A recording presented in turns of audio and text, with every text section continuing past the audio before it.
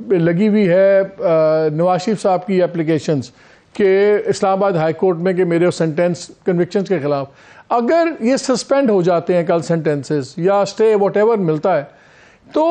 ان کی ڈسکوالیفیکیشن کا سٹیٹس کیا ہوگا؟ کیا وہ آٹومیٹکلی کوالیفائی کر جائیں گے یا ابھی وہ مسئلہ رہے گا کہ سپریم کورٹ کے بینچ نے فیصلہ دیا ہوا ہے تاحیات نااہلی کا اور ابھی یہ میٹر ڈیسائیڈ ہونا ہے کہ وہ الیکشن ایکٹ میں کور ہوتا ہے یا نہیں ہوتا؟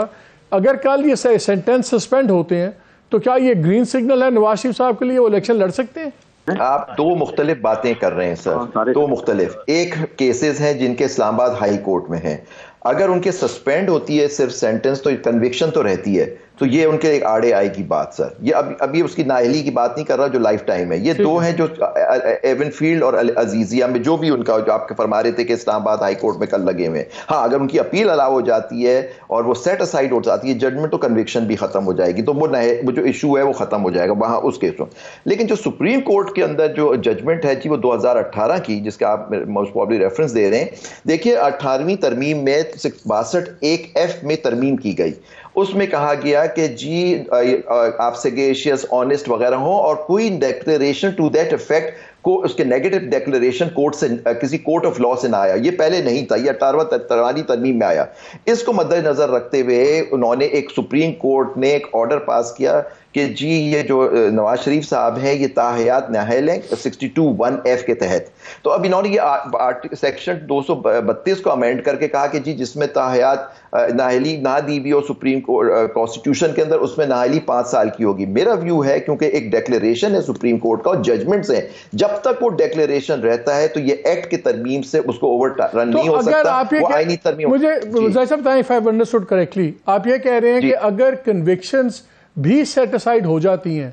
پھر بھی وہ سپریم کورٹ سے پاس نہیں جانا پڑے گا؟ ججمنٹ کے آڑے آئے گی، یہ اپنے جب کاغذات داخل کریں گے ہو سکتا ہے اس پہ آبجیکشنز آئے سپریم کورٹ تک، یہ بات آئے اگر کوئی آبجیکشنز کرتا ہے تو پھر وہ 9 ممبر بینچ ایک لارجر بینچ کو ڈیسائیڈ کرنا ہوگا۔ لارجر بینچ بن کے نہیں، وہ ڈیپینڈ کرتا ہے ان کی اپیل کہاں آتی ہے نا، مطلب اس کی تو اپیل کا اور ریویو کا پیریڈ تو گزر گیا ہوگا، 2018 میں کی ہوگی انہوں نے ریویو، مجھے نہیں معلوم اس کا، لیکن پوائنٹ ہے ایک ججمنٹ ایک ڈیکلیریشن آف کورٹ ہے، وہ declaration of court in terms of section article 62(1)(f) ہے، اس ڈیکلیریشن کو ختم کرنے سے صرف سمپل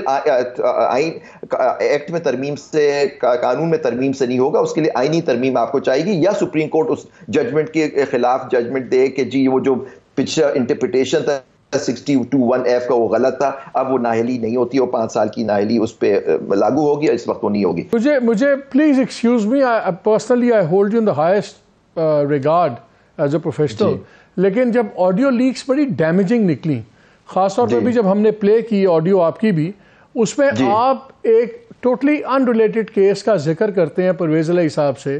اور اس میں مظاہر نقوی صاحب کا ریفرنس آتا ہے اور اس کا امپلائڈ ریفرنس بڑا کلیئرلی ایسے نظر آتا ہے، تاثر یہ ملتا ہے کہ جیسے یو آر ایکسپیکٹنگ ہم کہ وہ بھی نقوی صاحب سے بات کریں اور ڈوگو صاحب کا کیس بہتر ہو جائے، اگر وہ اسی نام لیتے ہیں اسی بندے کا، کیا نام تھا اس کا، جوجا صاحب، تو آپ اسے کوارڈینیٹ کر لیں، اور اسی جوجا صاحب کی آڈیو نکلی ہوئی تھی جس میں وہ کر رہا تھا، تو وہ لگ یہ رہا تھا کہ جیسے نقوی صاحب کا a lot of things might be true، میں again I'm being very careful here، آپ کا وہ ریفرنس اس تھرڈ کیس کا ان سے بات کرنے کا کچھ اور اس کا جواز بنتا ہے جو بنایا جا رہا ہے؟ دیکھیے جی، پہلے بات جو جوجا صاحب کا آپ نے بتایا، یہ ہم لوگ ہمارا آفس جو تھا کراچی میں، محمود بھٹی ان کے ایک سیکٹری تھے، وہ اغوا ہو گئے تھے سندھ کے اندر، تو سندھ میں ہمارے آفس اس کو ہینڈل کر رہا تھا کیس کو، کہ ان کے بلے کے بعد میں وہ لاہور سے ملے تو پٹیشن یہاں ختم ہو گئی، تو سپریم کورٹ میں تو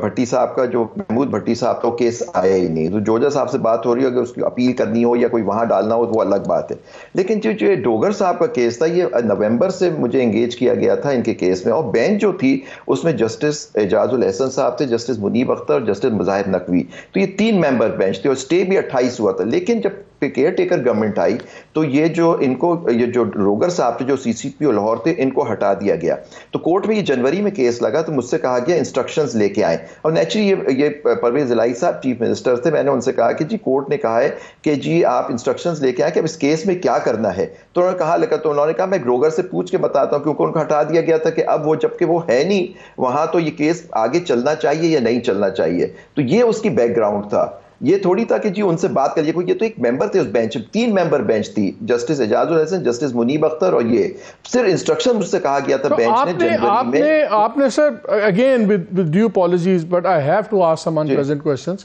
آپ نے کسی اور جج کا نام نہیں لیا, آپ نے صرف مظاہر علی نقوی صاحب کو مینشن کیا. میں نے ایک لیٹر بھی ایشو کیا تھا کہ اس کے اندر کہ جی پوری آڈیو جو تھی یہ صحیح نہیں ہے, یہ بالکل غلط ہے, یہ ٹیمپرڈ ہے. تو میرا یہ سٹینڈ تھا, میں نے اس وقت لیٹر بھی ایشو کیا تھا, کیونکہ یہ پوری بات جو ہو رہی تھی بینچ میں. اور جس دن یہ کیس لگا 14 تاریخ کو, اس دن یہ 2 ممبر بینچ تھی, اس میں مظاہر نقوی صاحب بیٹھے بھی نہیں تھے سر. آپ یہ آرڈر شیٹ میں اویلیبل ہے یہ ساری چیزیں. اس دن صرف 2 ممبر بینچ ہو گئی تھی اور وہ ہوئے. لیکن یہ آپ کو یاد رکھنا چاہیے کہ یہ آڈیو لیکس جس کی کوئی ویریسٹی نہیں ہے, اور ججمنٹ ہے سپریم کورٹ کی کہ جس نے ٹیپ کی وہ آ کے بتائیں اس کو. اور چیلنج بھی ہوئی ہے, یہ چیلنج بھی ہوا ہے سپریم کورٹ میں, اور لوگوں نے بھی چیلنج کیا ہوا اس بات کو کہ آڈیو لیکس بنتی نہیں, کس نے بنائی. مالک صاحب اب آپ نے کہا تو سنیں پوری بات. بات یہ آئی تھی کہ جی یہ اس میں ہوا, لیکن جب 16 فروری کو یہ کیس لگا اس وقت جسٹس مظاہر بینچ میں آ گئے تھے, جسٹس منیب اختر اس دن نہیں تھے, اعجاز الحسن. اس دن وہ سو موٹو انہوں نے اس میں لے لیا کہ ریفر کر دیا کہ سو موٹو الیکشن کا لے لیں. اسی شام کو یہ چیزیں شروع ہو گئیں سر. تو یہ دیکھیے 14 اور 16 کی یہ 2 آرڈر شیٹ. نہیں وہ تو اس میں تو کوئی شک نہیں ہے کہ یہ جب آڈیوز نکلتی ہیں اس کا بھی ایک اپنا ایک بیک گراؤنڈ ہوتا ہے, اپنا ایک پیٹرن ہوتا ہے. آپ نے انپلیزنٹ چیز, آپ ایک چیزیں آپ اٹھا کے پوچھ رہے ہیں, یہ چیزیں آپ کو بتائیں سپریم کورٹ کا ہے کہ اس کی کوئی ویلیڈیٹی نہیں ہوتی. پہلے تو یہ کیا ٹیمپرڈ ہے نہیں ہے, اور کس نے اس کو ٹیپ کیا, ان کو آنا ہوتا ہے ایویڈنس میں کہ آ کے بتائیں کہ جس نے یہ کیا ہے. وہ کوئی انڈیبل کے نام سے تھا اور پتہ نہیں کیا اس طرح کی چیزیں تھیں. نہیں بالکل نہیں, میں تو آپ کو آئی ایم ویری گریٹفل. مجھے تو یہ بھی نہیں, آپ کا ان کا کیس آڈیو. اچھا مجھے ایک چیز اور بھی بتائیے. وہ آپ نے آڈیو لیکس کا کیس نہیں تھا ان کے خلاف الزام اور ہیں, آڈیو لیکس پہ ان پہ کوئی الزام نہیں ہے. ہم تو سر اس لیے بات کر رہے تھے بیکاز بیک گراؤنڈ میں میرے نزدیک بہت امپورٹنٹ یہ سارا کیس ہے, بیکاز فرینکلی نہیں آپ کے نزدیک دیکھیں اسی سپریم کورٹ کے پاس سب نے جانا ہے. And like I said, it's no personal aspersion. We're just trying to understand کہ یار کیوں. دوسری موسٹ امپورٹنٹ بات مالک صاحب, اگر یہ بات ہو بھی رہی تھی, پرویز الہی صاحب کر رہے تھے بات دوسرے وکیلوں سے, اور تو اس کے اوپر یہ ہے کہ مظاہر نقوی صاحب کیوں تو بات نہیں ہو رہی تھی نا. مظاہر نقوی صاحب خود تو اس کنورسیشن میں شامل نہیں تھے. تو کوئی میں کل آپ کے بارے میں کسی سے بات کروں اور سڈنلی آپ پہ الزام لگ جائیں اس طرح سے, تو یہ بھی دیکھنا پڑے گا. سر وہ ایک ان کی بھی آڈیو نکلی تھی نا پرویز الہی صاحب کے ساتھ, بڑی فرینک آڈیو تھی جس میں وہ انسسٹ کر رہے تھے ان کے گھر آنے پہ, اور وہ کہتے ہیں نہیں وہ ملک ہے, آپ خیر آپ نہ نہیں, میں آ رہا ہوں. وہ بات یہ کسی کا الزام نہیں لگا رہے, صرف کلوزنس شو ہو رہی تھی. وہ بات یہ کسی کا الزام نہیں لگا رہے, صرف کلوزنس شو ہو رہی تھی.